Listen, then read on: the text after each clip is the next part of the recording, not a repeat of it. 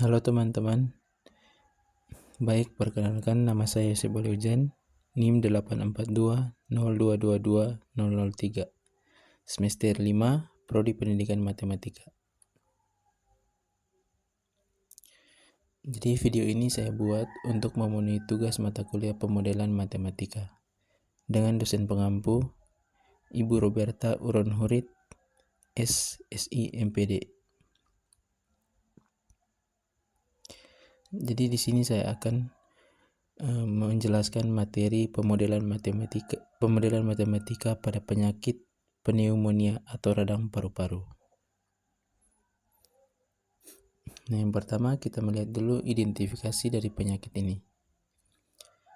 Identifikasi yang pertama adalah definisi penyakitnya. Pneumonia adalah peradangan paru-paru yang disebabkan oleh infeksi pada kantung-kantung udara dalam paru-paru. Gejala yang dialami yang pertama, beberapa gejala yang umum dialami penderita pneumonia adalah batuk berdahak, demam, sesak napas, panas dingin, nyeri dada, mual atau muntah, dan diare.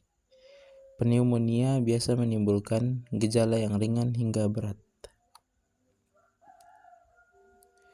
Cara penularan penyakit pneumonia yang pertama, droplet pernapasan. Yang kedua, kontak dengan permukaan yang terinfeksi. Yang ketiga, menyentuh orang yang terinfeksi. Yang keempat, pneumonia aspirasi. Itu dia terjangkit melalui makanan yang kita makan. Dan yang kelima adalah pneumonia jamur. Itu yang biasanya melalui jamur-jamur yang kita hirup. Cara mencegah penyebaran pneumonia. Yang pertama, menjaga kebersihan. Yang kedua, vaksinasi terutama untuk bayi dan lansia. Yang ketiga, menghindari interaksi dengan orang yang sedang batuk. Yang keempat, menggunakan masker jika kita sedang batuk. Nah, yang kedua, kita melakukan penetapan asumsi. Nah, yang pertama, kita melihat dulu faktor-faktor secara umum seseorang terpapar penyakit pneumonia. Nah, yang pertama, virus yang menginfeksi paru-paru dan saluran pernapasan seperti flu, pilek, dan virus sinisitial pernapasan. Yang kedua, bakteri penyebab pneumonia seperti Streptococcus pneumonia, Legionella pneumonia, Mycoplasma pneumoniae, Chlamydia pneumoniae, dan Haemophilus influenza. Yang ketiga, jamur yang dapat menyebabkan pneumonia. Yang keempat, memiliki riwayat penyakit. Yang kelima, memiliki kebersihan mulut yang buruk. Yang keenam, berkontak erat dengan binatang yang dapat membawa penyakit. Yang berikutnya, menggunakan produk tembakau, berpergian ke daerah tertentu. Berikut usia 65 tahun atau lebih. Yang berikut penambahan atau pengurangan populasi dikarenakan oleh kelahiran. Yang berikut setiap individu yang lahir tidak dapat vaksinisasi akan rentan terhadap penyakit pneumonia. Yang berikut penyakit dapat menyebabkan kematian. Yang berikut penyakit ini memiliki periode laten yang terinfeksi dan periode laten yang dapat sembuh. Yang berikut individu yang mengalami pengobatan akan sembuh.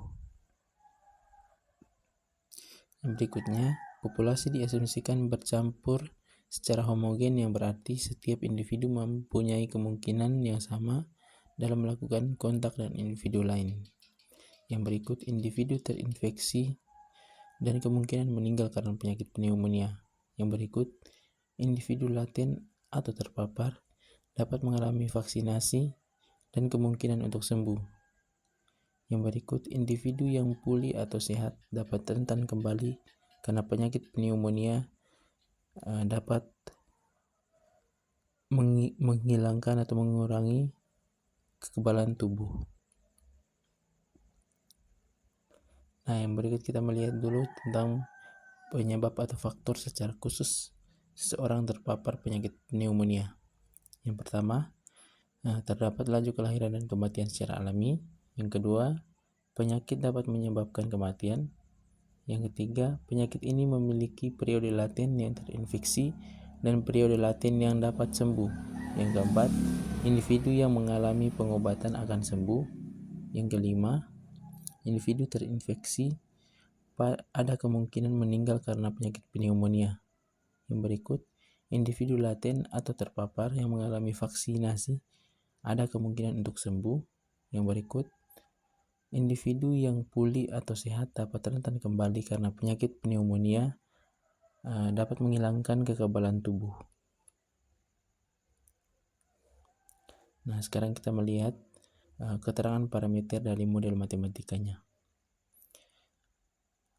Yang pertama, psi, itu saya misalkan menjadi laju kelahiran, mu itu sebagai laju kematian alami, rho sebagai laju kematian akibat terinfeksi, beta itu sebagai laju individu rentan menjadi individu laten, gamma laju individu laten menjadi individu terinfeksi, epsilon saya misalkan menjadi laju individu terinfeksi yang mengalami pengobatan, sigma peluang individu yang mengalami pengobatan kemudian sembuh, omega itu adalah peluang individu laten menjadi individu sembuh, dan kappa sebagai laju individu sembuh menjadi rentan akibat hilangnya kekebalan tubuh. Jadi di sini kita melihat yang berikut, yaitu yang ketiga, membangun model matematika. Yang pertama kita melihat tentang pembentukan skemanya. Jadi pada gambar di depan teman-teman bisa dilihat bahwa ada 5 parameter, 5 populasi. Jadi sini saya menggunakan 5 populasi, yaitu populasi yang rentan terinfeksi, terus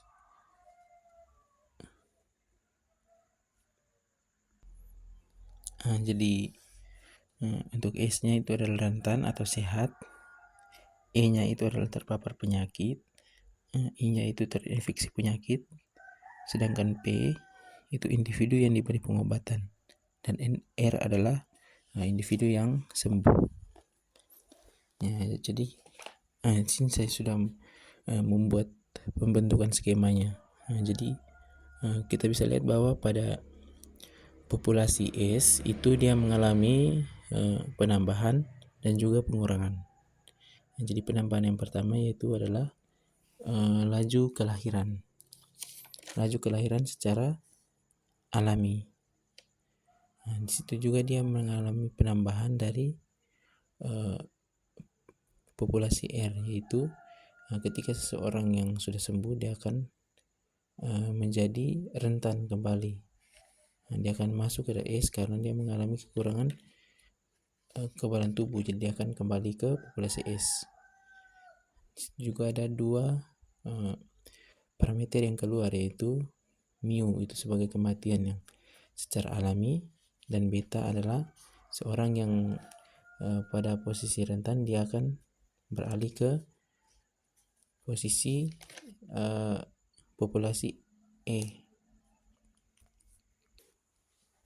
Nah, sekarang kita melihat pada populasi E atau populasi rentan, populasi terpapar penyakit. Jadi pada populasi E ini kita melihat bahwa ada 1 parameter yang masuk dan 3 parameter yang keluar. Nah, parameter yang masuk itu adalah parameter beta, yaitu laju individu rentan menjadi laju individu laten. Jadi dia pada posisi populasi S dia akan beralih ke populasi E. Di situ juga ada 3 parameter yang keluar, yaitu mu atau kematian secara alami, dan omega itu adalah peluang individu laten dia dapat sembuh. Jadi dia dari posisi laten dia bisa langsung sembuh. Dan juga di situ ada 1 parameter lagi yang keluar, yaitu gamma, yaitu laju individu yang berada pada posisi populasi E, dia akan beralih menjadi individu terinfeksi. Nah, sekarang kita lihat pada populasi terinfeksi atau I. Itu ada mengalami 3 kali parameter yang keluar dan 1 kali masuk. Untuk yang masuknya itu dari populasi E, dia beralih ke populasi I, yaitu terinfeksi, dari laten ke terinfeksi. Dan ada 3 parameter yang keluar. Yang pertama rho, itu adalah laju kematian yang diakibatkan oleh seseorang yang terinfeksi. Jadi pada populasi terinfeksi ini dia dapat mati. Yang kedua itu mu, itu adalah kematian secara alami setiap populasi.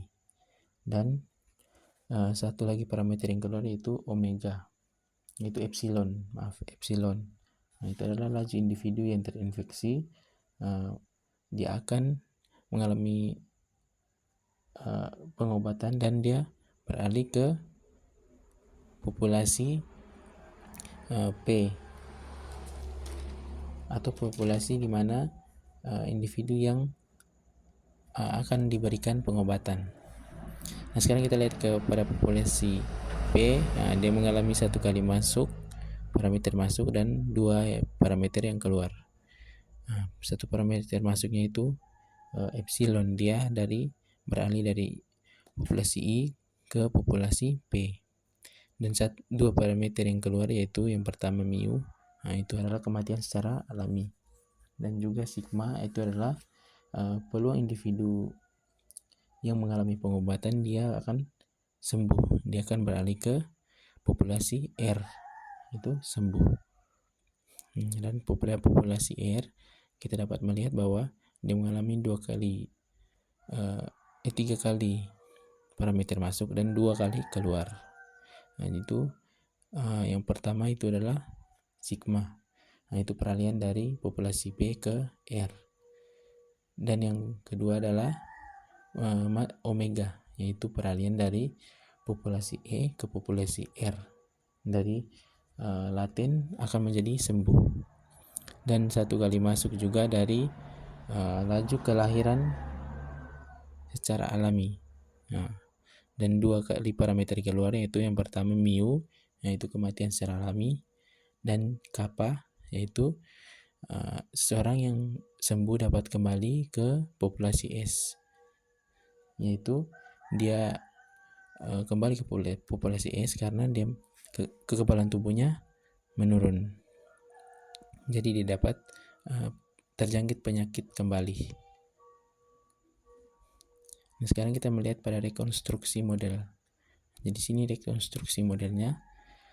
Yang pertama itu ds per dt sama dengan tadi kan di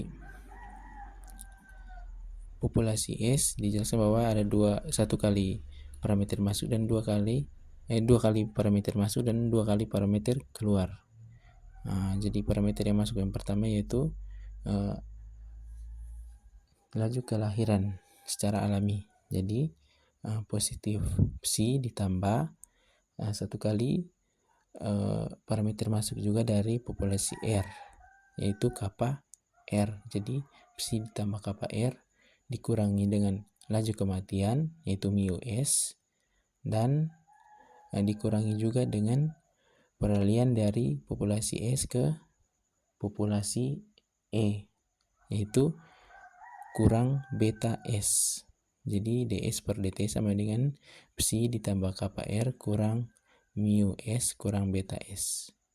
Sekarang kita lihat ke populasi E, yaitu dE per dt sama dengan jadi dia mengalami penambahan dari populasi S ke populasi E.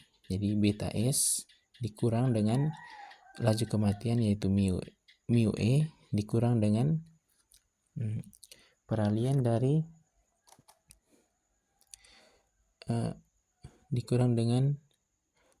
dari E ke R, yaitu omega R.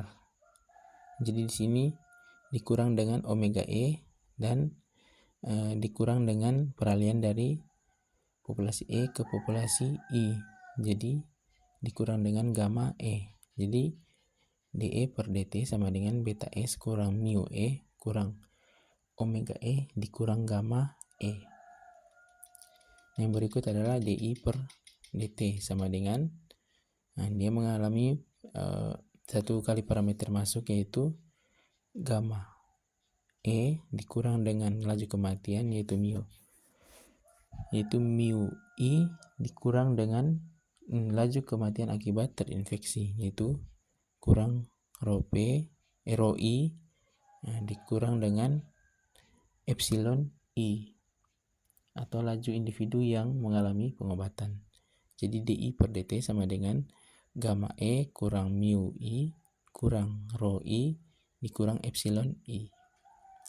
Nah, untuk dP per dt sama dengan dia mengalami satu kali penambahan yaitu dari peralihan dari populasi I menjadi populasi P. Jadi epsilon I kurang laju kematian yaitu mu P dikurang dengan seseorang yang berada pada populasi P akan beralih ke populasi R yaitu sigma P. Jadi dP per dt sama dengan epsilon I kurang mu P kurang sigma P.